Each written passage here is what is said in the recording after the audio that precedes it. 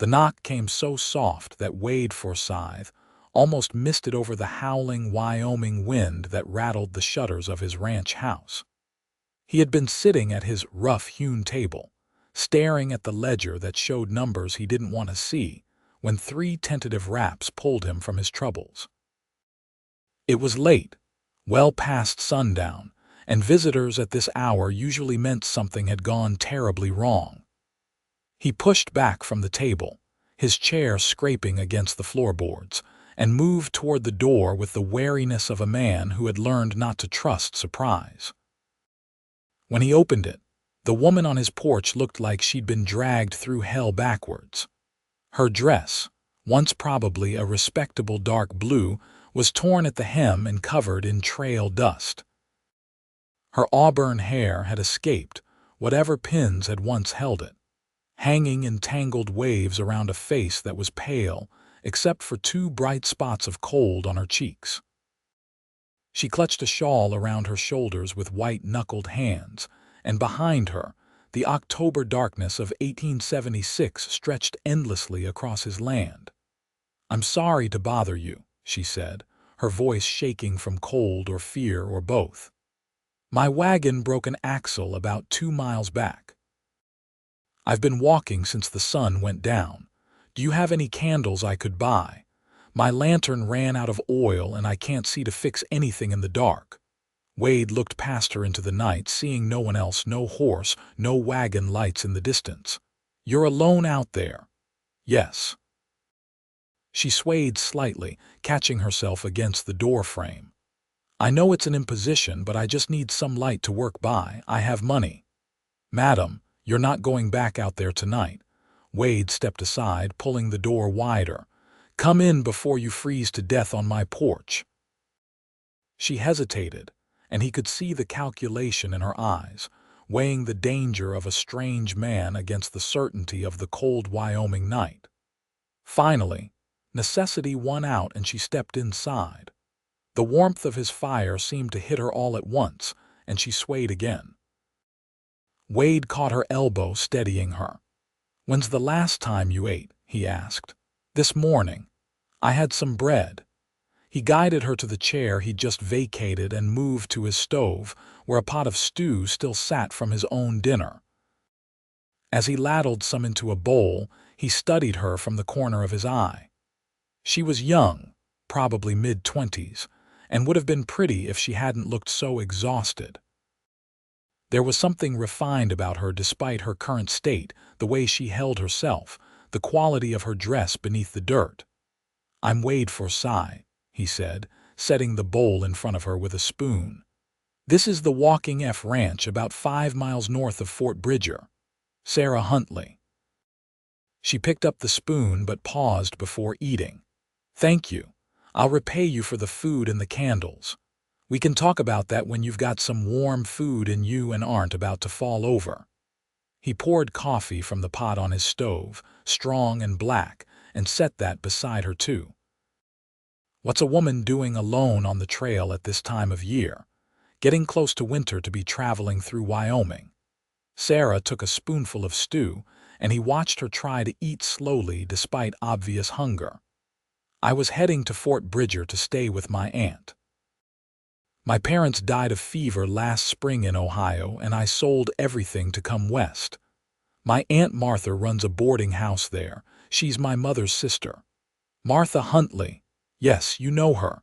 Everyone knows Martha. She's good people." Wade pulled another chair over and sat down, cradling his own coffee cup. "What happened to your wagon?" "I hired a man in Green River to drive me. He seemed respectable enough, but this afternoon he said the axle was cracked and needed fixing. Then he just rode off on one of the horses. Took the other horse too, and my trunk with most of my things." Her voice cracked slightly on the last words, but she kept her composure. "He left me the wagon and said he'd send help, but no one came." Wade felt anger tighten in his chest. He'd seen plenty of men who preyed on travelers, especially women alone. "Did you get his name?" He said it was Jim Baker, but I doubt that was real. "Probably not." Wade watched her eat, seeing some color return to her face. You were smart to start walking. That wagon wasn't going anywhere, and another cold night out there could have killed you. This is the only ranch for miles. I saw your lights from the ridge. I've never been so grateful to see lamplight in my life. Sarah wrapped her hands around the coffee cup, absorbing its warmth. I really did only mean to ask for candles. I didn't want to impose. Imposing would be me sending you back out there. Wade stood and moved to his window, looking out at the darkness. Your wagon is north of here, you said. Yes, on the main trail. There's a creek crossing and just past that. I know the spot. The wagon still have your things in it. What little he left. Some clothes, a few books, my mother's Bible. Wade made a decision. I'll ride out at first light and bring it here. We can see about fixing it, and then I'll take you into Fort Bridger to your aunt's place. Sarah set down her spoon and looked at him directly for the first time, really looked at him. Her eyes were gray, he noticed, the color of storm clouds. Why would you do that for a stranger? Because it's the right thing to do. Wade met her gaze steadily. This is hard country, Miss Huntley. People need to look after each other or we don't survive it. Still, I'd want to pay you for your time and trouble. We'll figure that out later. Right now, you need rest. Wade gestured toward the back of his house. I've got a spare room. Nothing fancy, but the bed's clean and there's blankets. You can stay there tonight. Sarah looked like she might argue, then simply nodded. Thank you, Mr. Forsythe. I don't know what I would have done if I hadn't found your ranch. You can call me Wade. He picked up a lamp from the table. And you found it because you were smart enough to keep moving. That counts for something out here. He led her to the small bedroom at the back of his house. It had been his parents' room before they'd moved back east to live with his sister. Now it mostly held storage, but the bed was made up and the room was warm from the chimney that ran through it. Wade lit the lamp on the bedside table and adjusted the wick. There's water in the pitcher if you want to wash up. I'll wake you at sunrise, and we'll get your wagon sorted out. He paused at the door. The door has a lock on the inside. You should use it. I'm not saying that to frighten you, but so you can rest easy. I trust you, Wade. Sarah said his name carefully, testing it out. You could have turned me away or done worse. Instead, you fed me and gave me shelter. That tells me what kind of man you are. Wade felt something shift in his chest at her words, at the simple faith in them. Get some rest, Miss Huntley. Sarah, she corrected softly. If I'm to call you Wade, you should call me Sarah. He nodded and pulled the door closed behind him, hearing the quiet snick of the lock engaging a moment later. Smart woman, he thought. Trust was one thing, but caution was what kept you alive. Wade returned to his table and his ledger, but he couldn't focus on the numbers anymore. His mind kept drifting to the woman in his spare room, to the trust in her gray eyes when she'd said she believed him to be a good man. It had been a long time since anyone had looked at him like that, since he'd felt like anything other than a failed rancher trying to hold on to land that was slowly bankrupting him. He'd come to Wyoming 5 years ago with dreams of building something lasting, carving out a piece of this wild country and making it his own.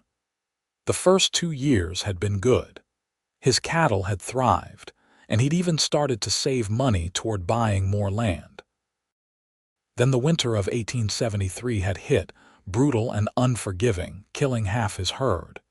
He'd been rebuilding ever since, but it was slow work, and every year seemed to bring some new disaster. Last spring it had been disease. This summer, drought. Now it was October. Winter was coming again, and he had maybe 50 head of cattle left when he needed 3 times that to make the ranch profitable. He'd been sitting at that table, tonight trying to figure out if he should sell the place before it dragged him completely under or hold on 1 more year, and hope for better luck. Then Sarah Huntley had knocked on his door asking for candles, and somehow the numbers in his ledger seemed less important than they had an hour ago. Wade woke before dawn, as he always did, and started coffee before pulling on his coat and boots. The morning air bit at his face when he stepped outside, his breath misting in the lamplight. His horse, a sturdy bay gelding named Chester, nickered at him from the corral. Wade saddled him quickly and efficiently, his hands moving through the familiar motions while his mind planned the route to Sarah's abandoned wagon. He was leading Chester toward the house when the door opened and Sarah emerged, wrapped in her shawl. She looked better than she had last night, more rested, though her clothes were still travel-stained and worn. "You're up early," Wade observed. "I'm used to it. I worked at a hospital in Columbus before my parents got sick. Early mornings were part of the job." She hugged her shawl tighter against the cold. "I thought I might come with you to get the wagon." Wade considered this. "It's cold and Chester's not built to carry 2+ supplies. I could walk alongside. I know where the wagon is and I'm stronger than I look." There was determination in her voice, a stubborn set to her jaw. Wade recognized the look of someone who was tired of being helpless, who needed to be doing something rather than waiting. He understood that feeling. "All right," he agreed, "but we're taking the supply wagon." "Give me 20 minutes to hitch up the team." Sarah's face brightened. "Can I help? You know how to harness a team. My father was a farmer before he moved to the city. I grew up around horses and wagons." Wade handed her Chester's reins. "Then you can bring him along. We might need an extra horse if your wagon's in bad shape." They worked together in the pre-dawn darkness, Sarah holding the horses steady while Wade buckled harnesses and checked the supply wagon's wheels. She knew what she was doing, he noticed, handling the animals with confident, gentle hands. By the time the sky was starting to lighten in the east, they were ready to go. The trail to where Sarah had been abandoned wound through rough country, the wagon jolting over rocks and frozen ruts. Wade drove while Sarah sat beside him on the bench seat, pointing out landmarks as they passed. The sun rose slowly, painting the Wyoming landscape in shades of gold and orange, turning the frost on the grass into thousands of tiny diamonds. "It's beautiful," Sarah said softly. "I've never seen anything like it. Ohio was all gentle hills and trees. This is so open, so vast." "It's unforgiving," Wade said. "Beautiful, yes, but it doesn't care whether you live or die. You have to respect that." "Is that why you stay?" Because of the challenge, Wade was quiet for a moment, guiding the team around a washout in the trail. "I stay because I'm stubborn. I came here to build something, and I'm not ready to admit I failed." "Are you failing?" The question was direct but not unkind. Wade found himself answering honestly. "Some days it feels like it. This land takes more than it gives. But then you get a morning like this, and you remember why you thought it was worth it in the first place." Sarah nodded, understanding in her expression. "My father used to say that anything worth having would fight you for it, that the struggle was part of what made it valuable." "He sounds like a wise man." "He was. I miss him terribly, miss both of them." Sarah's voice roughened with grief. "Fever took them so fast. One day they were fine, and 3 weeks later they were both gone. I barely had time to say goodbye." Wade knew that kind of loss, the sudden absence that left a hole in the world. "My mother died when I was 16. Childbirth. The baby, too. My father never really recovered from it. He's alive, living with my sister in Philadelphia, but part of him died with her." "I'm sorry," Sarah said simply, and Wade appreciated that she didn't try to offer empty comfort or platitudes. They rode in companionable silence after that, the wagon wheels creaking and the horses' hooves thudding softly on the packed earth. The sun climbed higher, burning off the frost and warming the air slightly. Around them, the land rolled on endlessly, broken only by occasional stands of cottonwood along the creek beds and distant ridges of stone. "There," Sarah pointed ahead. "That's where the wagon is." Wade saw it a moment later, a covered wagon tilted at an angle off the side of the trail. One wheel completely collapsed where the axle had given way. It looked abandoned, forlorn in the morning light. He pulled up beside it and set the brake on his wagon before climbing down. The damage was clear immediately. The axle hadn't cracked from normal wear. It had been sawed partway through, then broken under the wagon's weight. Wade ran his hand along the splintered wood, feeling anger build in his chest again. "This wasn't an accident," he said grimly. "Your driver did this deliberately." Sarah climbed down beside him and looked at what he was showing her. Her face went pale. "He planned it from the start, to strand me out here. Looks like it. Probably figured he'd take your horses and trunk, leave you helpless." Wade stood, scanning the area. "We need to check what he left behind." Together they inventoried what remained in the wagon. The man had taken everything valuable, all of Sarah's traveling money, her good clothes, even the silver brush set that had belonged to her mother. What remained were worn dresses, underclothings, books, and the Bible she'd mentioned. Personal items with no pawn value but irreplaceable to their owner. Sarah held the Bible against her chest, tears sliding down her cheeks. "This was my mother's. Her mother gave it to her on her wedding day. He could have taken this too. He probably didn't think it was worth carrying." Wade felt helpless in the face of her tears. He wanted to track down the man who'd done this and make him pay, but the trail was already cold. "I'm sorry, Sarah. I know this isn't much comfort, but at least you weren't hurt. That could have ended much worse." "I know." Sarah wiped her eyes with her sleeve, straightening her shoulders. "I'm being foolish, crying over things. They're just possessions. They're pieces of your life, of your family. You're allowed to grieve them." Wade began gathering the remaining items, loading them carefully into his supply wagon. "Can you drive a team?" "Yes, why?" "Because I'm going to fix this wagon well enough to get it back to the ranch. Might take me an hour or two." "You can take my wagon and head back if you want. Get warm. I'll follow when I'm done." Sarah shook her head firmly. "I'll stay and help. You shouldn't have to do this alone, not when it's my wagon." They worked together in the growing warmth of the morning sun. Wade had brought tools and a spare length of timber in his wagon, always prepared for repairs when working ranch land. He cut and shaped a temporary axle while Sarah organized the remaining contents of her wagon and tightened the wheel spokes that had worked loose. She was capable and didn't complain. Even when the work was hard or dirty, by midday, they had the wagon functional enough to move, though it wouldn't last for a long journey. Wade hitched Sarah's wagon behind his supply wagon, and they began the slow trip back to the Walking F Ranch with Chester tied to the back.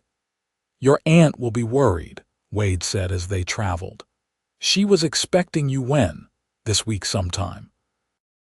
"I didn't give her an exact day since I wasn't sure how long the journey would take."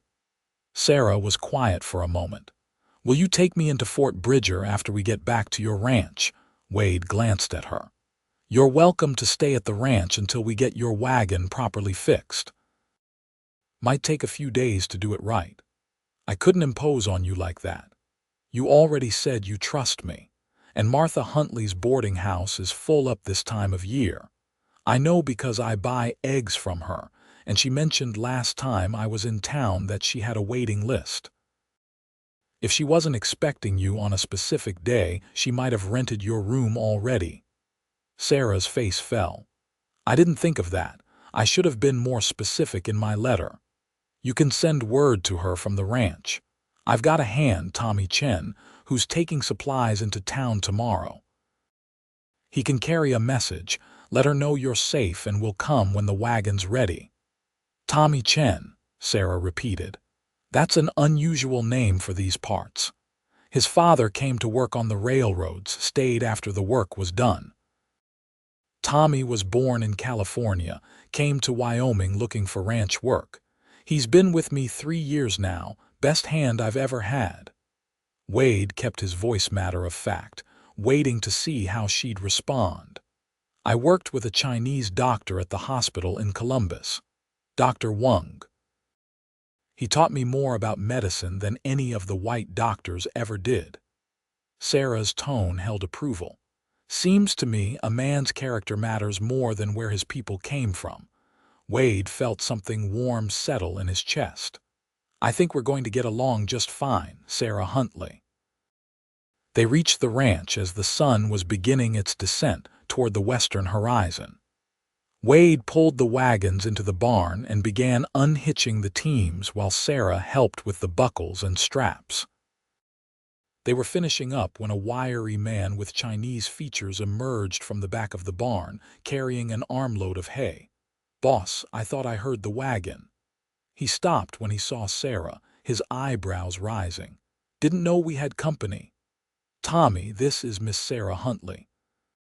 Her wagon broke down north of here. She'll be staying with us while we fix it." Wade made the introductions easily. "Sarah, this is Tommy Chen. Pleased to meet you, madam." Tommy set down the hay and touched his hat brim politely. "That your wagon out there with the busted axle? It is. Someone sabotaged it deliberately." Tommy's expression hardened. "The driver, looks like it," Wade confirmed. "Took her horses, her trunk, and all her money, left her to die on the trail. I'll ask around town tomorrow, see if anyone matching his description has been through." Tommy's voice was grim. "Man like that needs to answer for what he did." "I appreciate it," Sarah said, "but I'm just grateful I found Wade's ranch before I froze to death." "You found the right place, madam. Boss is good people." Tommy picked up the hay again. "I'll get these horses sorted. You two should get inside before you freeze. Temperature's dropping fast." Wade realized Tommy was right. The warmth of the day was disappearing quickly, and the wind was picking up. He guided Sarah toward the house, carrying the items they'd salvaged from her wagon. Inside, the house was cold, the fire having died to embers while they were gone.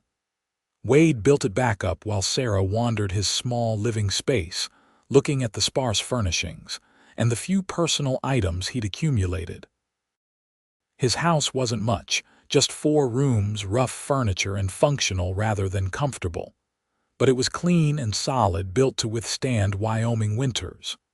"You live here alone?" Sarah asked, studying the single-place setting on his shelf. "Just me and Tommy. He's got a cabin out by the barn. Used to be the line shack when this place was bigger."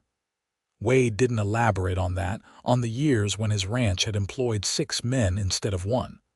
"Are you hungry? I can put on some food." "I can cook," Sarah offered. "If you'll tell me what you have, I can make dinner for all of us." "It's the least I can do." Wade showed her his pantry, which was better stocked than she'd expected. Flour, cornmeal, beans, salt pork, some dried vegetables, canned goods. The supplies of a man who knew how to feed himself through a long winter. Sarah rolled up her sleeves and set to work, and Wade found himself standing in his own kitchen, watching her move around his space with surprising comfort. "I'll go help Tommy finish up," he said finally, feeling like he was in the way. "Give you room to work." Sarah glanced over her shoulder at him, a slight smile on her face. "I won't burn your house down, I promise. Never thought you would." Wade grabbed his coat and headed back into the cold. Tommy was finishing up with the horses when Wade entered the barn. He worked in silence for a moment before speaking. "She seems like good people, boss. She is. Pretty too." Wade shot him a warning look. "Don't start. I'm just saying it's been 5 years since Marie left. You're allowed to notice when a woman's pretty." Marie. Wade hadn't thought about her in months. His former fiancée who'd promised to come west with him, and then changed her mind at the last minute. She'd married a banker in Philadelphia instead. sent him a letter explaining that she couldn't handle the uncertainty of ranch life. He'd been hurt at the time, but now he mostly felt relief. Marie would have hated it here. Sarah's just passing through, Wade said firmly. Soon as her wagon's fixed, she's heading to her aunt's place in town. If you say so, boss. Tommy didn't sound convinced. But you might want to consider that maybe she knocked on your door for a reason beyond just needing candles. She knocked because mine was the only light for miles and she was freezing to death. Sure, that's how it started. Tommy closed the last stall and dusted off his hands. But that doesn't mean that's how it has to end. You're both alone, both looking for something, even if you don't know what it is yet. Wade shook his head, but he couldn't quite dismiss Tommy's words as easily as he wanted to. There had been something in Sarah's eyes when she'd looked at him, a connection he hadn't expected.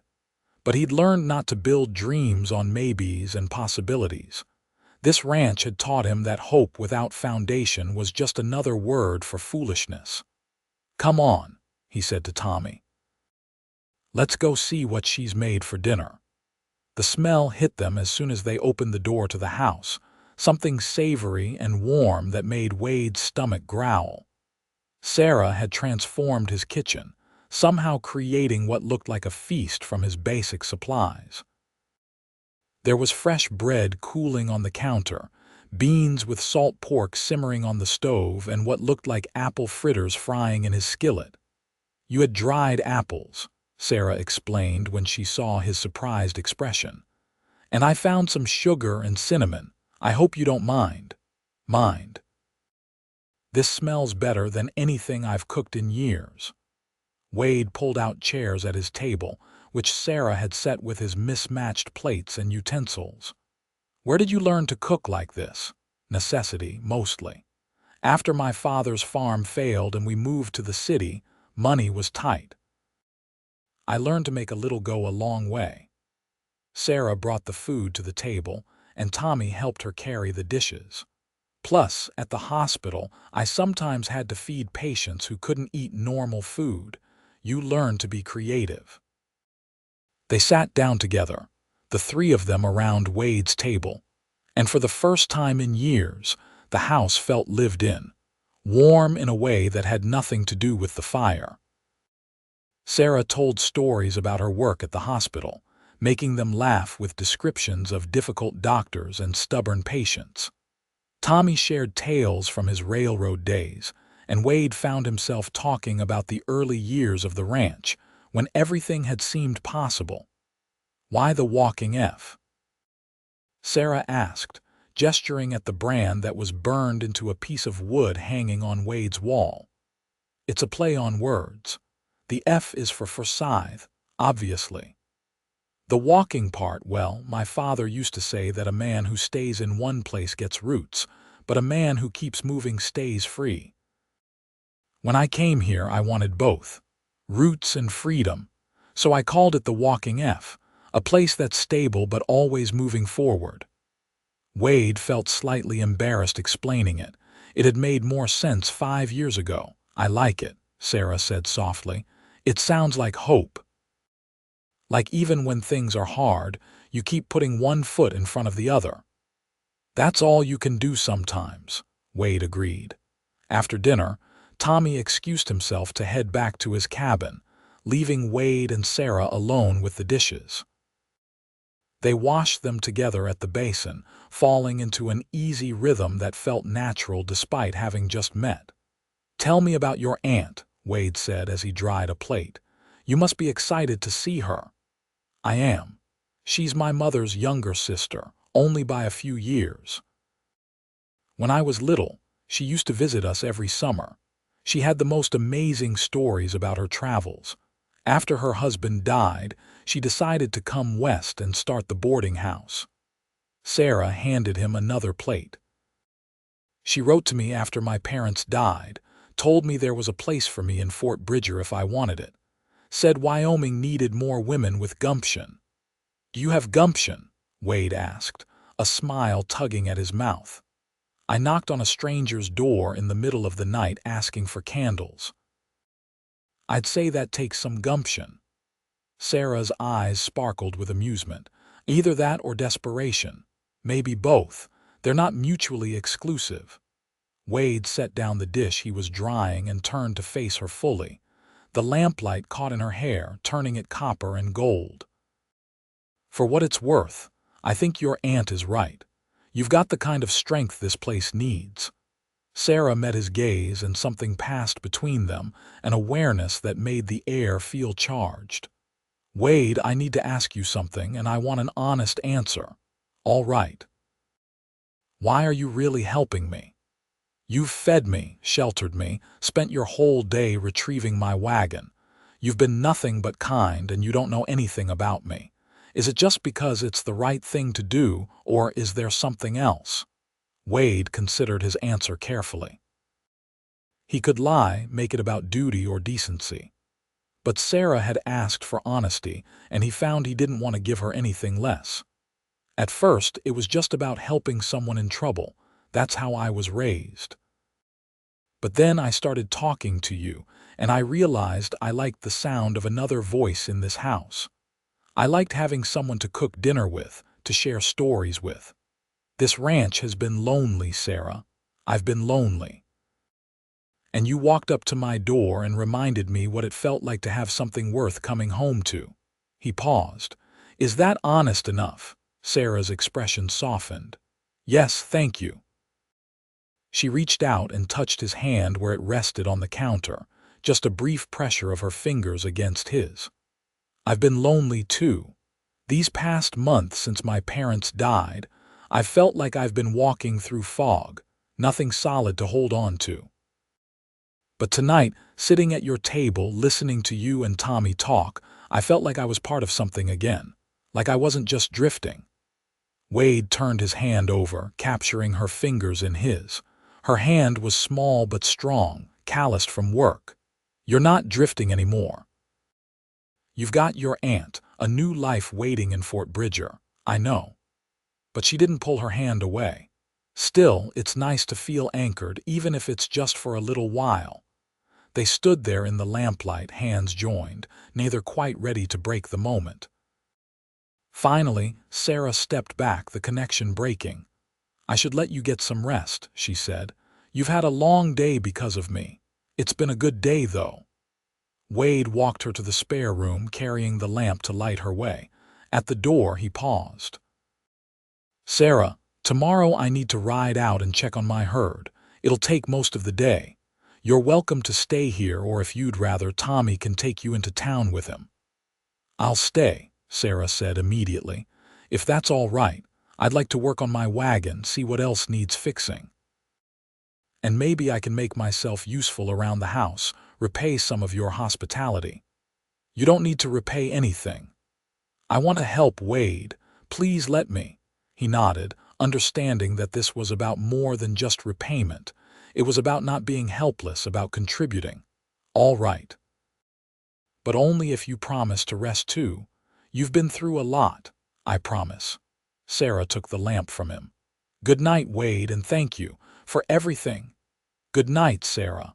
Wade lay in his own bed that night, staring at the ceiling and listening to the wind outside.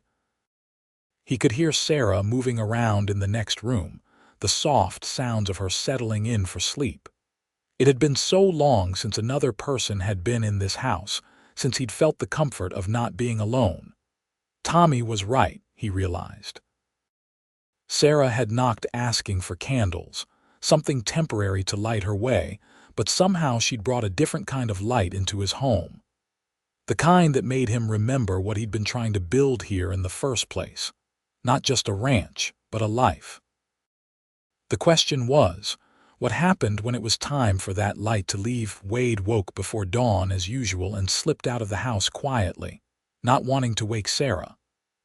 The morning was cold and clear, promising a good day for riding. He saddled Chester and headed out to check on his herd, spread across the winter grazing land to the south of his ranch. The cattle were scattered but looked healthy, their winter coats already thick against the coming cold. Wade counted heads, checked for injuries or signs of illness, and made mental notes about which sections of fence needed reinforcing before the snow came. It was routine work, the kind he'd done 1,000 times, but today, his mind kept wandering back to the ranch house and the woman he'd left there. He tried to tell himself it was just concern for a guest, making sure she was comfortable and safe. But he knew it was more than that.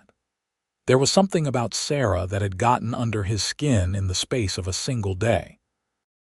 Her strength, her kindness, the way she looked at him like he was someone worth knowing. It had been a long time since anyone had made him feel that way. By the time he rode back to the ranch, the sun was high and his stomach was reminding him he'd skipped lunch.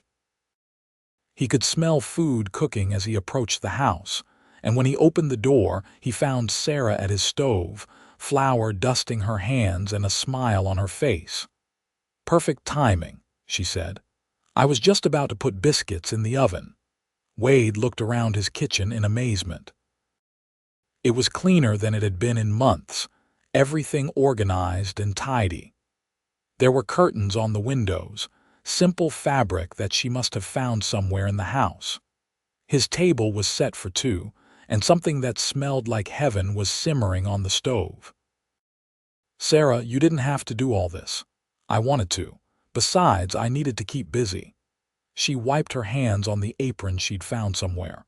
"How was your herd? Good, healthy?" Wade hung up his coat and hat, feeling strange discussing his day with someone. 53 head.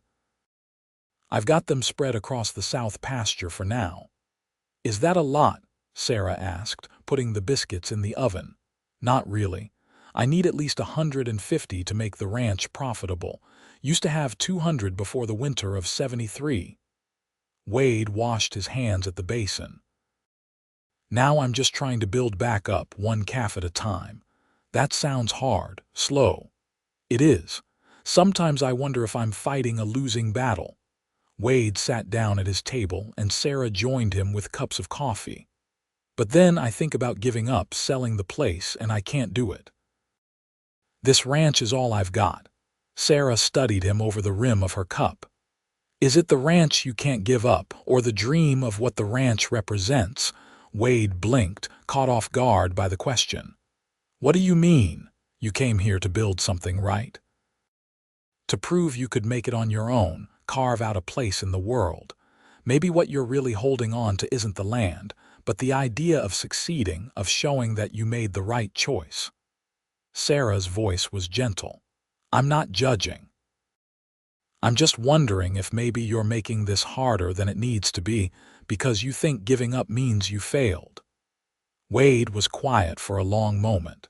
No one had ever asked him that before, had never pushed past his defenses to the heart of why he was so determined to make the walking work.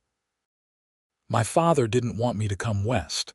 He said I was chasing dreams, that I'd end up broke and broken. I wanted to prove him wrong." "Have you?" "I don't know. Some days I think I have. Other days I feel exactly like he predicted I would." Sarah reached across the table and covered his hand with hers. "Wade, you built this place from nothing. You've survived winters and drought and disease. You've got 53 cattle when you could have none. That's not failure. That's perseverance. That's courage." Wade looked at their joined hands, at the genuine belief in her eyes. "When did you get so wise?" "Probably around the time I lost everything I owned and had to walk through a Wyoming night hoping someone would give me a candle." Sarah squeezed his hand and then stood to check on the biscuits. "Adversity either breaks you or teaches you. I'm choosing to let it teach me." They ate lunch together, talking about easier things. Sarah told him about her aunt's letters, about the descriptions of Fort Bridger and the characters who lived there. Wade shared stories about his neighbors, the few other ranchers scattered across this remote corner of Wyoming. It felt natural, comfortable, like they'd been sharing meals for years instead of days. After lunch, Sarah insisted on working on her wagon. Wade helped her, and they spent the afternoon in the barn, replacing the damaged axle with a proper one Wade had in storage, reinforcing the wheels, and checking every inch of the wagon for other damage. Sarah worked beside him without complaint, her hands steady on the tools, her focus complete. "You're good at this," Wade observed, watching her tighten a bolt with expert precision. "I told you, I grew up on a farm. My father made sure I knew how to fix things. He said a person who depends on others for every little repair is a person who'll never be truly free." She smiled at the memory. "He was very big on self-sufficiency." "Sounds like someone I would have liked. You would have. He was a lot like you, actually. Stubborn, determined, kind underneath the gruff exterior." "I'm not gruff," Wade protested. Sarah laughed, a sound that seemed to light up the dim barn. "Wade, the first words you said to me were delivered with the warmth of a winter storm. You've got gruff down to an art form, but I let you in." "Yes, you did." Her expression softened. "That's how I know about the kind part." They finished with the wagon as the sun was setting, both of them dusty and tired but satisfied with their work. The wagon was as solid as Wade could make it, ready for the short trip into Fort Bridger whenever Sarah was ready to go. That night, Tommy joined them again for dinner. Sarah had made stew from some beef Wade had in the cold cellar, rich and hearty with vegetables. As they ate, Tommy shared news from his trip to town that morning. "I asked around about that driver," Tommy said. Description Sarah gave matches a man who passed through Green River about 2 weeks ago. Called himself Jim Baker, like she said, but the barkeep at the saloon said he was using the name Jack Burton the week before. Nobody's seen him since, though. Probably moved on. "Did you send word to my aunt?" Sarah asked. "Sure did. Gave her your message. She said to tell you she's got your room ready whenever you want to come, and she's been worried sick since she heard about folks getting robbed on the trail." Tommy helped himself to more stew. "Nice lady, Mrs. Huntley. She sent you some things, clothes and such. Said she figured you'd need them. They're in the barn." Sarah's eyes brightened with tears. "That's so like her, always thinking of others." "I'll bring them in after dinner," Wade offered. Later, when Tommy had left and Sarah was sorting through the items her aunt had sent, Wade stood at his window, looking out at the darkness.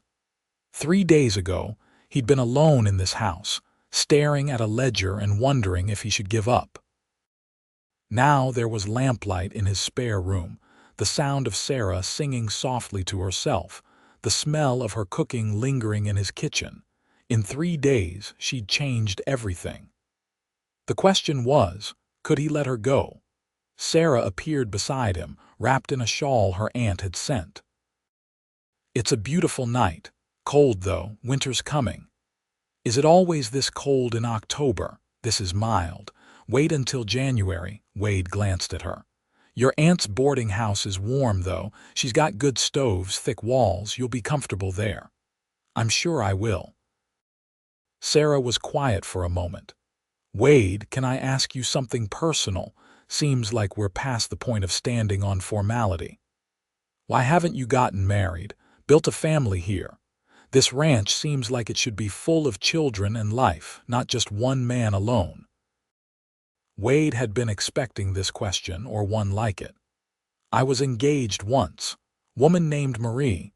She was supposed to come west with me, but at the last minute she changed her mind. Said she couldn't handle the uncertainty, the danger. She married a banker instead. I'm sorry, that must have hurt." "It did at the time. But looking back, I think we both dodged a bullet. Marie would have been miserable here, and I would have been miserable with someone who didn't love this place the way I do." Wade turned to face Sarah. "What about you? No young man waiting in Ohio?" "There was someone. Before my parents got sick. A shopkeeper's son. Nice enough, but boring. He wanted a wife who would keep house and have babies and never ask questions or want more. I wanted to keep working at the hospital, to do something meaningful." Sarah smiled ruefully. "We disagreed about that fairly often." "So no regrets about leaving?" "None. That life wasn't for me. I don't know what life is for me yet, but I know it's not that one. Wade understood that feeling, the sense of searching for something just out of reach. You'll figure it out. You're strong enough to build whatever life you want. So are you, Sarah said quietly. Maybe we're both just looking for the courage to do it. The next few days fell into a pattern that felt both natural and dangerous. Wade worked his ranch during the day, and Sarah kept the house, cooked meals that were better than anything he'd eaten in years, and slowly transformed his sparse home into something that felt lived in. At night, they sat by the fire and talked, sharing stories and dreams and fears. Tommy joined them for meals and added his own perspective, but even he noticed the growing connection between them. "Boss, you planning to let her leave?" Tommy asked one evening when Sarah had gone to bed early. "She's not mine to keep, Tommy. She's got family waiting, a new life to start." Maybe her new life could be here, on a failing ranch with a man who can barely keep his cattle alive. Wade shook his head. "Sarah deserves better than that. Maybe you should let her decide what she deserves." Tommy stood, stretching. "Just think about it, boss. Opportunities like this don't come along often. Would be a shame to let it pass you by because you're too scared to reach for it." "I'm not scared." "Then what are you?" Wade didn't have an answer for that. A week after Sarah had knocked on his door, Wade woke to find the first snow of the season falling. It wasn't heavy, just a dusting that turned the world white and beautiful. He made coffee and stood at his window, watching the flakes drift down when Sarah joined him.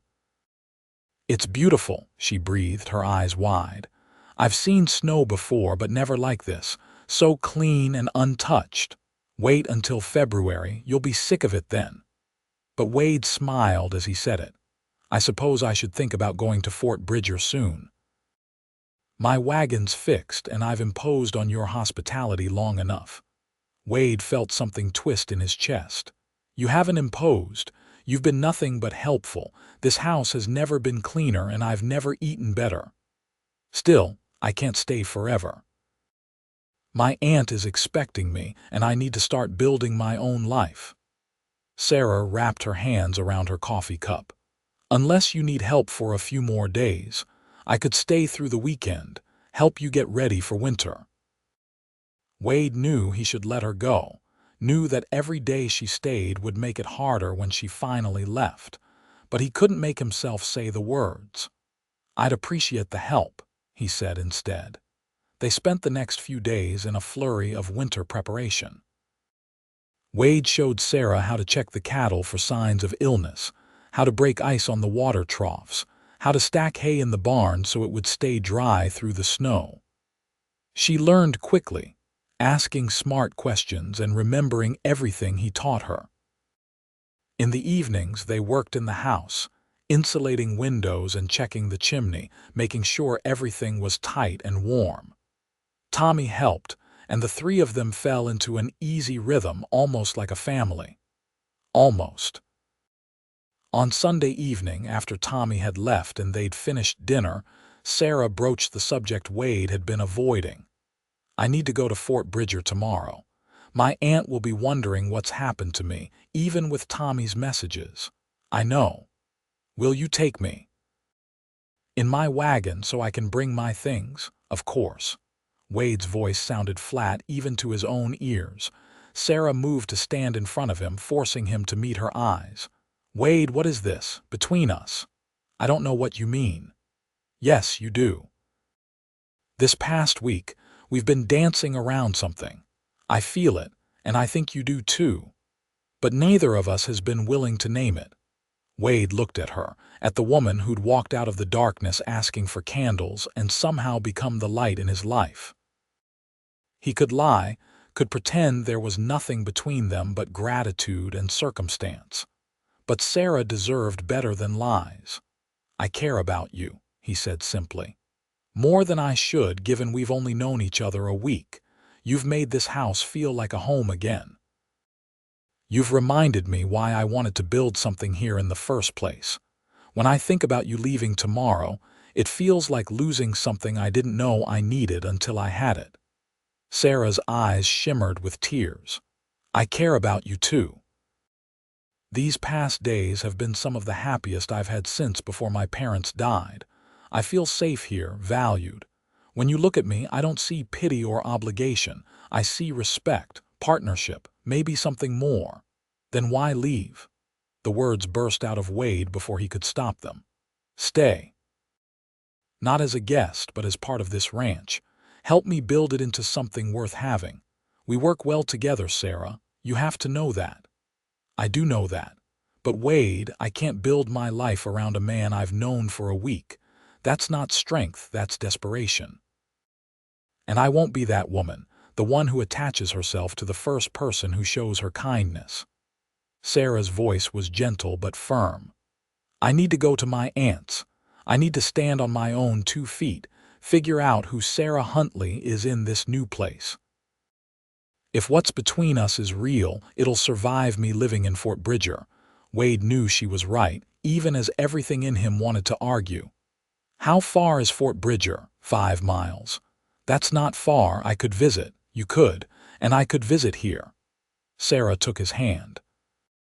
"Wade, I'm not saying goodbye forever. I'm saying I need time to be sure. You deserve someone who chooses you because they want this life, not because they have nowhere else to go." "Is that what you think? That I'm just convenient?" "No. I think you're remarkable. I think you're exactly the kind of man I could love if I let myself. But I need to know that I'm choosing you for the right reasons, and you need to know the same thing." Sarah squeezed his hand. "Give me time. Let me get settled with my aunt, find my footing. Then we'll see what this is." Wade pulled her close, wrapping his arms around her. She fit against him perfectly, her head tucked under his chin. "I don't want to lose you. You won't. I promise." Sarah held him tight. "Some lights don't go out just because you carry them a little distance away." They stood like that for a long time, holding each other while the fire crackled and the snow fell outside. Finally, Sarah pulled back, wiping her eyes. "I should pack. Early start tomorrow." "Early start," Wade agreed. That night, Wade lay in bed and stared at the ceiling, listening to Sarah move around in the next room. Tomorrow she'd be gone, and the house would go back to being just a house instead of a home. But maybe she was right.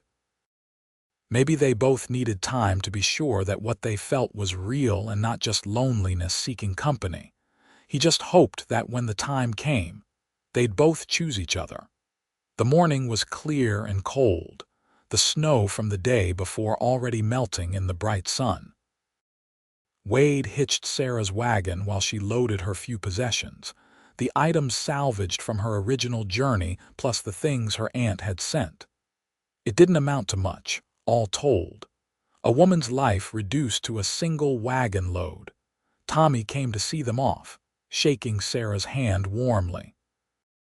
"You're welcome back anytime, madam. Place won't be the same without you." "Take care of him," Sarah said quietly, glancing at Wade.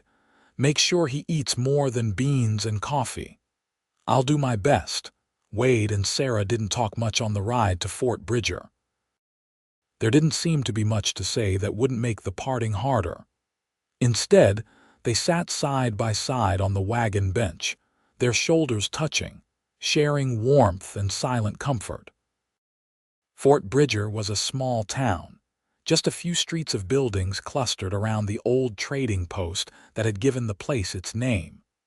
Martha Huntley's boarding house was one of the nicer structures, a 2-story building with a wide porch and curtained windows. Wade pulled the wagon up in front, and before they could climb down, the door flew open and a woman rushed out. "Sarah, thank heavens you're safe." Martha Huntley was a plump woman in her 50s with graying hair and a warm smile. She pulled Sarah into a fierce hug. "When Tommy brought your message, I was beside myself with worry. That awful man leaving you like that." "I'm fine, Aunt Martha. Thanks to Wade." Sarah gestured to him as he climbed down from the wagon. "This is Wade, Forsythe. He rescued me and gave me shelter this past week." Martha turned her sharp eyes on Wade, assessing him in that way women had of seeing straight through a man. Finally, she nodded. "I know the Walking F Ranch. You're a good man, Wade Forsythe. Thank you for taking care of my niece." "It was my pleasure, madam." Wade began unloading Sarah's things from the wagon. "She's been a great help to me this week. Worked harder than most ranch hands I've known." "That's my Sarah. Never could stand to be idle." Martha helped carry things inside, talking the whole time about the room she'd prepared, the people Sarah would meet, the opportunities in Fort Bridger for a woman with nursing skills. Wade carried the last box inside and found himself in a cozy parlor, warm and furnished with comfortable chairs. It was nice, he thought, a good place for Sarah to land. Safe and welcoming, Sarah appeared at his elbow. "Thank you for everything, Wade. I mean that. You saved my life. You gave me something too, hope maybe, a reason to keep fighting." Wade wanted to say more, wanted to tell her not to let too much time pass, that 5 miles felt like 50 when she wasn't nearby. But Martha was watching with interested eyes, and this didn't feel like the time. "I'll come visit," Sarah said, "once I'm settled. We can have coffee and you can tell me how the ranch is doing." "I'd like that." Wade put on his hat. "Take care of yourself, Sarah. You too." He walked out before he could change his mind, climbing onto the wagon and driving away without looking back. If he looked back, he might do something foolish like ask her to change her mind, to come back with him right now. And she'd been right last night. They both needed to be sure. The ride back to the ranch felt longer than the ride into town. The house was cold when Wade walked in, the fire dead, the rooms echoing and empty. He built up the fire and made coffee, but nothing felt right. The kitchen was too quiet without Sarah humming as she cooked. The table felt too big for just one person.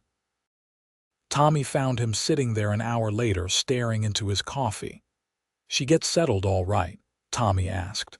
"Yeah, her aunt seems like good people, and you're sitting here moping because—" "I'm not moping.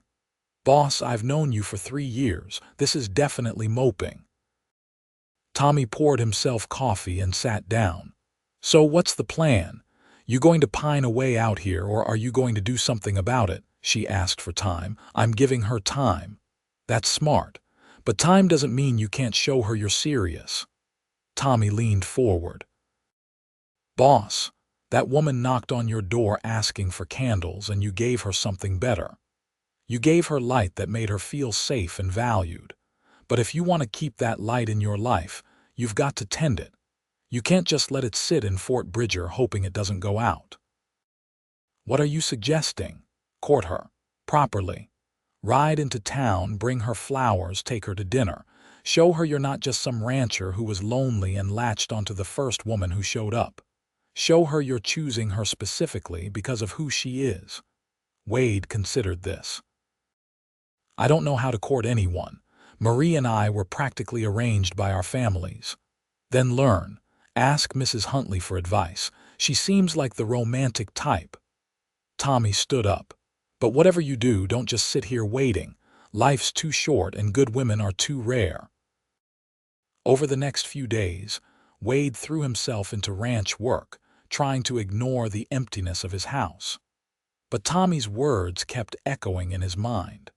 Finally, on Friday, he cleaned up, put on his good shirt, and rode into Fort Bridger.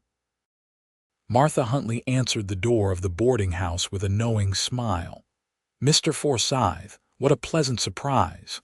Is Sarah available? I thought maybe she'd like to have lunch at the hotel. She's in the kitchen helping me with bread. Come in, I'll get her." Martha ushered him into the parlor. "For what it's worth, she's been about as cheerful as you look. I think you both are being silly, but then, I'm a meddling old woman." Sarah appeared a moment later, flour on her hands and surprise in her eyes. "Wade, is everything all right?" "Everything's fine. I just thought you might like to have lunch, if you're not too busy." Sarah's face lit up with a smile that made the ride into town worth it. "I'd love to. Let me just wash up." They walked to the small hotel that served meals to travelers, and Wade felt awkward and nervous in a way he hadn't felt since he was 16. But once they sat down and started talking, the awkwardness faded. They fell into easy conversation, sharing stories about the past week, laughing at Tommy's jokes and Martha's matchmaking hints. "She's not subtle, is she?" Sarah said, smiling. "Not even a little, but she means well." "She does. She's been wonderful, already introduced me to half the town." Sarah took a sip of her coffee. "The doctor here, Dr. Morrison, heard I worked at a hospital. He asked if I'd be interested in helping out at his office. Nothing official, but he's getting older and could use an assistant." "That's wonderful." Wade meant it, even though the news made his heart sink a little. Sarah was building a life here, putting down roots. Why would she want to come back to a struggling ranch? "I haven't said yes yet. I wanted to think about it first." Sarah looked at him carefully. "How's the ranch? How are you?" "Ranch is fine. I'm fine." Wade realized how flat that sounded. Actually, that's a lie. The ranch is the same as it always is, barely hanging on, and I'm miserable because my house feels empty without you in it. Sarah reached across the table and took his hand. "I miss you too. I miss our talks by the fire. I miss cooking in your kitchen and fixing things with you. I miss feeling useful." "You are useful. You're building a life here. I'm existing here. There's a difference." Sarah was quiet for a moment. "Wade, can I be honest with you, always? I'm scared. Scared that if I go back to your ranch, I'll just be running away from having to figure out my own life. Scared that what I feel for you is real, but also scared that it's not. Scared that I'll build my whole world around you and then lose you, like I lost my parents." Her voice shook slightly. "And I'm scared that if I stay here playing it safe, I'll lose you anyway." Wade squeezed her hand. "I'm scared too. Scared that I'm asking you to gamble on a ranch that might fail, on a man who might not be able to give you the life you deserve. Scared that you'll wake up one day and regret choosing me. So we're both scared. Seems like it." They sat in silence for a moment, hands joined across the table. Finally, Sarah spoke. "What if we stop being scared? What if we just decide that, yes, this is fast and uncertain and maybe crazy, but it's also right? What if we choose each other anyway?" Wade's heart jumped.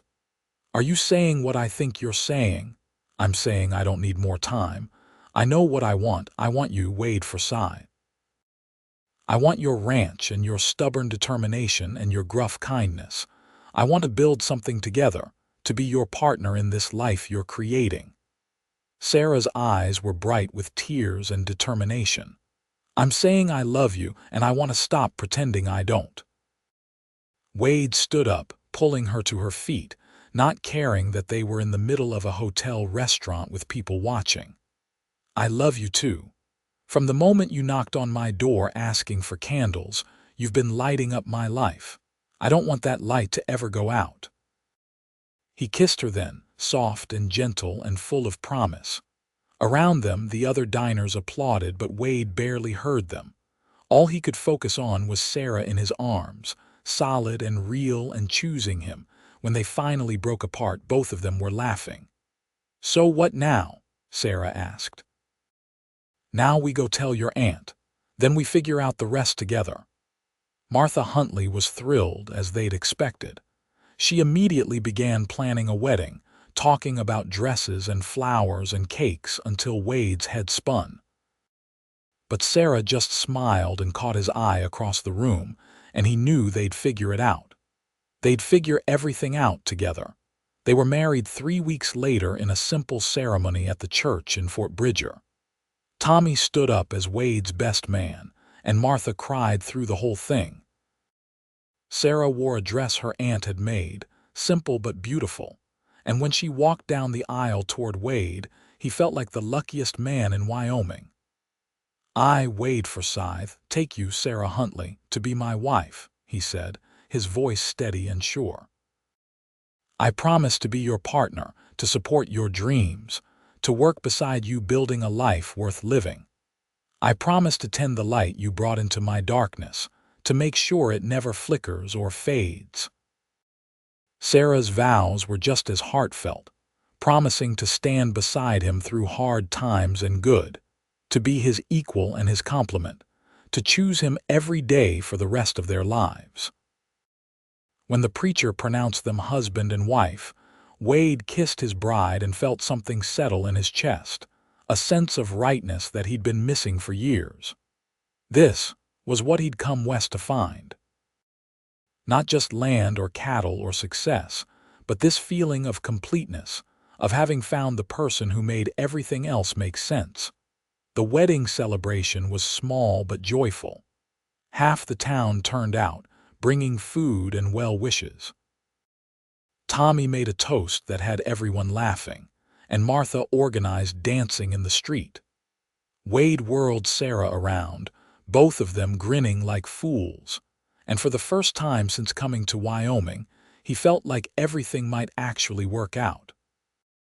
As the sun set and the party wound down, Wade and Sarah climbed into the wagon for the ride back to the Walking F Ranch. Sarah snuggled against him, and Wade wrapped an arm around her shoulders.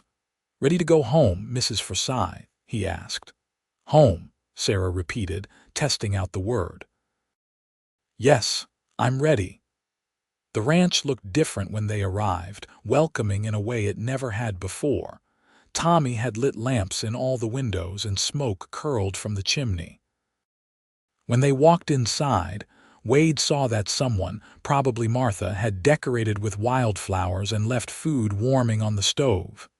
"It's perfect," Sarah said softly. Wade pulled her close. "It's just the beginning. We've got a lot of work ahead of us, building this ranch into something that can support a family. It won't be easy. I'm not afraid of hard work. We'll do it together." Sarah turned in his arms, her face glowing in the lamplight. "Wade, do you know what I realized?" "What?" "When I knocked on your door that night, I was looking for candles, something temporary to light my way. But you gave me something so much better. You gave me a home, a purpose, a partner. You gave me light that doesn't flicker or fade because it comes from something deeper than wax and wick. It comes from love." Wade kissed her again, pouring everything he felt into that kiss. When they broke apart, he rested his forehead against hers. "You gave me the same thing. Before you came, I was just surviving, going through the motions. You reminded me what I was fighting for, why any of this matters. You made me want to build something worth keeping." They stood together in the warm kitchen, the lamplight casting gentle shadows around them, and Wade knew that whatever challenges came, they'd face them together. The ranch might fail or flourish, winters would be hard, and life would throw obstacles in their path. But as long as they had each other, as long as the light between them kept burning, they'd find a way through. The first year of their marriage was hard in ways Wade hadn't fully anticipated. Not hard in the sense of their relationship, which deepened and strengthened with each passing day, but hard in the practical realities of making the ranch work. The winter was brutal, testing their supplies and their resolve. But Sarah never complained, working beside him to keep the cattle alive, to maintain the property, to stretch every resource as far as it would go. In the spring, their first calves were born, and Wade watched Sarah with the newborn animals, her gentle hands and patient care saving the lives of two that might have died otherwise.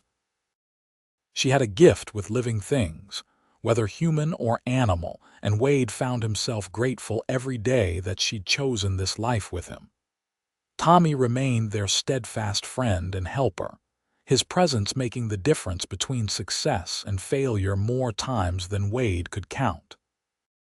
The three of them worked as a team, each bringing different strengths to the challenge of building the ranch into something sustainable.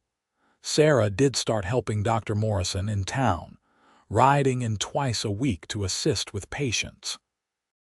She loved the work, and Wade loved seeing her happy, using the skills she'd learned at the hospital. The small income helped too, buying supplies they needed and easing some of the financial pressure. By their second spring, the ranch was starting to turn a profit. Not much, but enough to give them hope. Wade bought 10 more head of cattle, carefully selected breeding stock, and started planning for expansion. Sarah planted a garden that flourished, providing food for their table and extra to sell in town. Slowly, methodically, they were building the life they'd envisioned. "We should think about building a bigger house," Sarah said one evening as they sat on their porch watching the sunset. "This one's fine for two, but it might get crowded." Wade looked at her sharply. "Are you saying what I think you're saying?" Sarah's hand went to her still flat stomach, a smile playing at her lips. "I'm saying that by the time winter comes, there will be 3 of us. Maybe you'd better build that bigger house sooner rather than later." Wade swept her into his arms, joy flooding through him. "A baby! We're having a baby!" "We are," Sarah laughed at his excitement. "Dr. Morrison confirmed it yesterday. I wanted to wait to tell you until I was sure." They spent that evening making plans, talking about names and nurseries and all the changes a child would bring. Wade felt a sense of completeness he'd never experienced before, as if all the pieces of his life were finally falling into place. Their son was born in November of 1878, during the first big snowstorm of the season. Dr. Morrison made it to the ranch just in time, with Martha close behind him. Wade spent the longest hours of his life pacing in the kitchen while Sarah labored in their bedroom, Tommy keeping him company and trying to distract him with stories. When he finally heard the baby's cry, Wade's knees went weak with relief. Martha opened the door, beaming. "You have a son, Wade. Healthy and loud. Come meet him." Sarah was propped up in bed, exhausted but radiant, holding a tiny bundle wrapped in blankets. Wade approached slowly, almost afraid to breathe, and looked down at his son for the first time. The baby had dark hair and Sarah's gray eyes, and when Wade carefully took him in his arms, something in his chest cracked open, expanding to make room for this new, overwhelming love. "Hello, little one," Wade whispered. "Welcome to the Walking F Ranch." "William," Sarah said softly. "William Thomas Forsythe, after your father and Tommy, if that's all right with you." Wade looked up at her, tears in his eyes. "It's perfect. He's perfect. You're perfect." Over the next few years, the Forsythe family grew and thrived. William was followed by a daughter, Emma, born in 1880, and then another son, James, 2 years after that. The house Wade built was filled with the noise and chaos of children, with laughter and crying and all the messy beauty of family life. The ranch grew too. By 1883, Wade had 200 head of cattle and had hired 3 more ranch hands to help manage them. The Walking F Ranch was no longer a struggling operation but a successful enterprise, respected throughout the region. Wade credited Sarah for much of that success. Her careful management of their finances and resources, her ability to see problems before they became disasters, her tireless work both at home and in the community. Sarah continued helping Dr. Morrison, training under him to expand her medical knowledge. She became the person people turned to when someone was sick or injured, her reputation for skill and compassion spreading throughout the county. She loved the work and was good at it, and Wade was proud of how she'd carved out her own place in their community while still being a full partner in the ranch. Tommy Chen stayed with them through all of it, becoming Uncle Tommy to the children and Wade's trusted right hand. He built his own small house on the property and seemed content with his bachelor life, though Sarah tried to matchmake for him whenever single women came to town. On their 10th wedding anniversary, Wade surprised Sarah with a gift he'd been planning for months. He'd hired a craftsman to create a special lamp, beautifully wrought iron with panels of colored glass, the finest piece they'd ever owned. When he lit it that evening, the colored light danced across their living room, casting rainbows on the walls where their children played. "It's beautiful," Sarah breathed, running her fingers over the glass. "But Wade, this must have cost a fortune." "It's worth it. I wanted you to have something special, something that reminds you of the night we met." Wade pulled her close. "You knocked on my door asking for candles, something simple and temporary. But what we built together is neither simple nor temporary. This lamp represents that, light that's beautiful and permanent and strong." Sarah's eyes filled with tears. "Do you remember what I said on our wedding day? About how you gave me light that doesn't flicker?" "I remember. It's still true. Every single day you give me that, not just with gifts or gestures, but with your presence, your partnership, your love. This life we've built, this family, this home, it's all because you opened your door that night and saw someone worth saving. You saved yourself, Sarah. You had the courage to keep walking through the dark, to trust a stranger, to take a chance on a life you'd never imagined." Wade kissed her softly. "You saved me too. I was drowning here, losing hope, losing myself. You reminded me what I was fighting for." Their children ran over, wanting to see the new lamp, and Wade and Sarah separated to answer questions and exclaim over the colors. But their eyes met over the children's heads, sharing a look of complete understanding and contentment.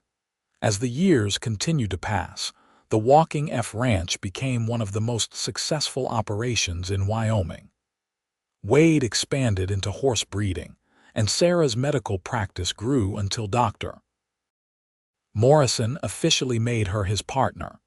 Their children grew strong and capable, learning to work the ranch and contributing to its success. William showed particular aptitude for animal husbandry. Emma inherited her mother's gift for healing, and James proved to be a natural leader, organizing the other ranch hands' children into efficient work crews even at a young age. In 1889, Martha Huntley fell ill. Sarah spent weeks nursing her aunt, and Wade made sure she had everything she needed, taking over all her responsibilities at home without complaint.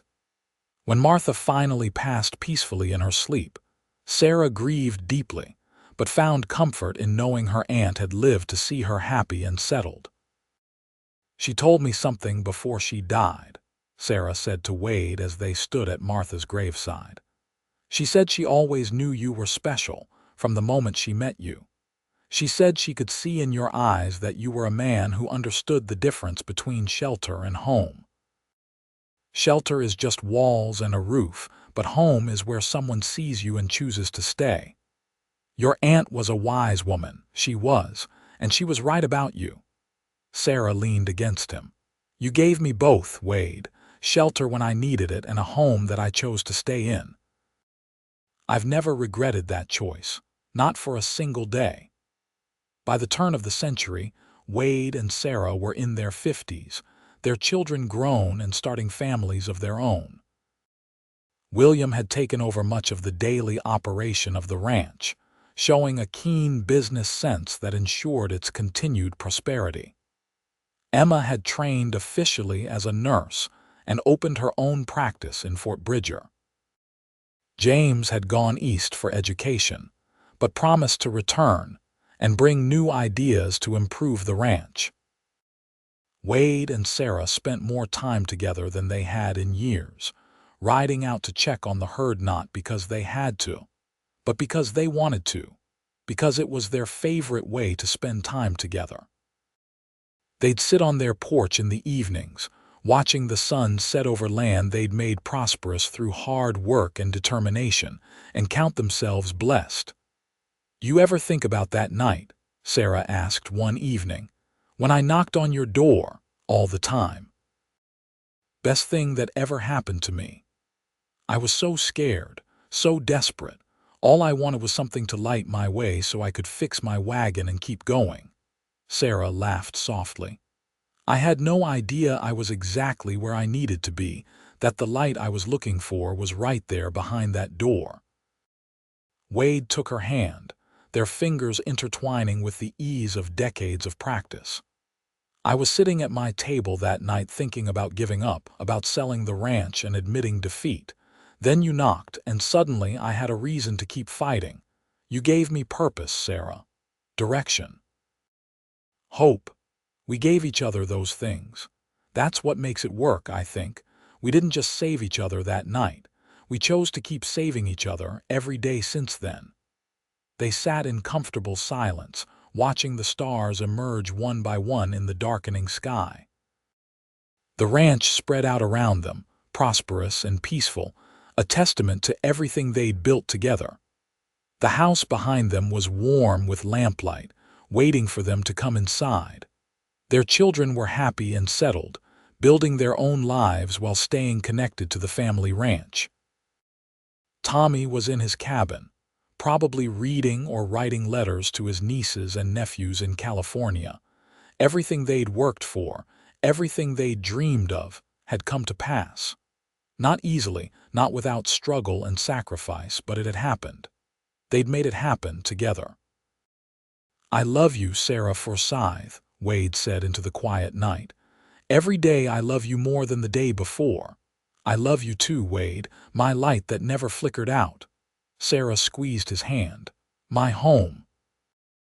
They sat together until the night grew cold, then walked inside hand in hand, closing the door on the darkness and stepping into the warm glow of the life they'd created.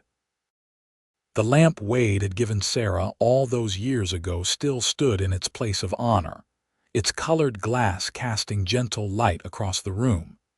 It had become a symbol for their family, a reminder of how the smallest act of kindness, of opening a door to someone in need, could change everything. Years later, when their grandchildren asked how Grammy and Grandpa had met, Sarah would tell them the story. How she'd knocked on a stranger's door asking for candles because her light had gone out, and she was lost in the darkness. How their grandfather had given her shelter and food and kindness when he could have turned her away. How that single night had changed both their lives, leading to a love story that spanned decades. "But why candles?" the children would ask. "Why didn't you ask for food or help or a place to stay?" "Because I was proud," Sarah would explain. "Because I thought I could fix everything myself if I just had a little light. I didn't realize I needed more than candles. I needed someone to share the light with, to help me see that I didn't have to do everything alone. And Grandpa gave you that." "Grandpa gave me much more than that. He gave me partnership, love, a family, a home. He gave me a light that's never gone out, not in all these years. And I gave him the same thing." Wade would add his own perspective, telling the children how their grandmother had appeared on his porch like an answer to a prayer he hadn't known he was praying. How her courage and strength had inspired him to keep fighting for his dreams. How working beside her had taught him that success wasn't measured in cattle or acres, but in the quality of the life you built, and the people you built it with. The children would listen, wide-eyed and fascinated, and they'd look at their grandparents with new understanding. Here were two people who had found each other against the odds, who had built something lasting and beautiful out of chance and choice and determination. Their love story wasn't perfect or easy, but it was real and deep and enduring. On their 50th wedding anniversary in 1926, the whole family gathered at the Walking F Ranch for a celebration. All three of their children were there with their spouses and children, and even some of the great-grandchildren. Tommy Chen, now in his 80s but still spry, was there too, teasing Wade about getting old while being even older himself. They had a feast prepared by multiple generations of Forsythe women, using recipes Sarah had perfected over the decades. There was dancing in the yard, the same way there had been on their wedding day 50 years before. And when the sun set, Wade stood up to make a toast. 50 years ago, he began, his voice still strong despite his age, a woman knocked on my door asking for candles. She was cold and scared and alone, but she had the courage to keep moving forward to ask for help when she needed it. I let her in because it was the right thing to do, but she ended up being the one who saved me. He looked at Sarah, who sat beside him with tears in her eyes. Sarah Forsythe, you are the light of my life. For 50 years, you've been my partner, my friend, my love. You've stood beside me through hard times and good. You've raised our children to be strong and kind. You've made this ranch, this family, this life into something worth celebrating.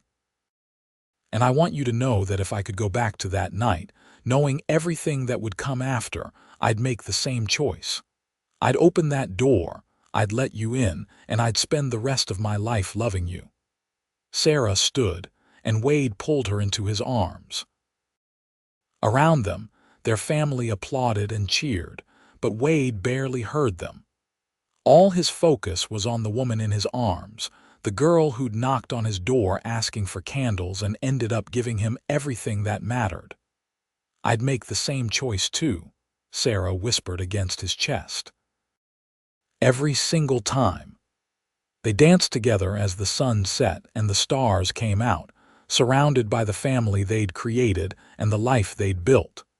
The ranch spread out around them, prosperous and peaceful, a monument to what two people could achieve when they chose to face life together.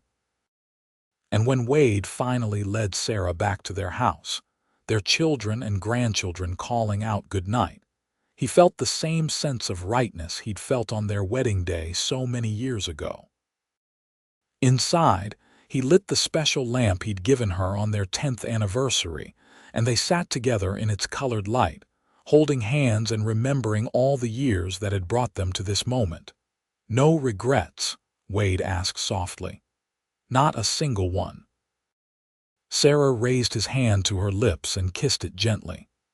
You gave me light that never flickered out, Wade. Through every storm, every challenge, every moment of doubt, our love kept burning steady and true. That's all anyone could ever ask for. That and a good woman who knows how to cook, Wade teased, making her laugh. They sat together until the lamp burned low, then went to bed in the house they'd shared for 50 years, in the ranch they'd built from dreams and determination. And if someone had been watching from outside, they would have seen the lamp's light glowing steadily in the window, a beacon of warmth and love that had guided the Forsythe family through 5 decades, and would continue to shine for generations to come. Sarah Huntley had knocked on Wade Forsythe's door asking for candles to light her way. Wade had given her something far more valuable and enduring. He'd given her love that illuminated every corner of their lives, casting out the shadows and making even the darkest moments bearable. And she had given him the same gift, a light that never flickered, never faded, never went out. It was, they both agreed, the best trade ever made. A few candles in exchange for a lifetime of love, of partnership, of building something beautiful together. The Walking F Ranch stood as testament to that trade, to the power of opening doors and taking chances, and choosing to see the light in another person, even when everything around you is dark. And when Wade and Sarah finally passed from this world, within days of each other in the spring of 1931, their children laid them to rest on a hill overlooking the ranch they'd built together. The special lamp with its colored glass was placed between their graves, a marker and a symbol of the love that had defined their lives. And though the lamp's physical light eventually dimmed with time, the story of Sarah and Wade lived on, told and retold by generations of Forsythes who grew up on the Walking F Ranch, learning by example what it meant to open your door to love and let it illuminate your life forever.